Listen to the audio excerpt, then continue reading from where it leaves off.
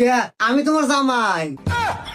তুমি কি জানো তোমার কিন্তু আমার সেই মেলা আগের থেকে ভালো লাগে। তুমি খুব সুন্দর, তোমার চেহারাটা খুবই ভালো। মালিক, মালিক, এটা আপনি কি করতেছেন কোন তো? বাসায় ম্যাডামে রেখে অন্য মহিলার সাথে আপনি নষ্টি ফষ্টি করতেছেন, প্রেম করতেছেন। এটা যদি ম্যাডাম জানে, ম্যাডাম কিন্তু অনেক রাগ করবো। কাজটা কিন্তু ঠিক করতেছেন না। হেৎ, তুই কামের লোক, কামের মতো থাকবো। তুই আমার তোর কেন আমার না জান থেকে।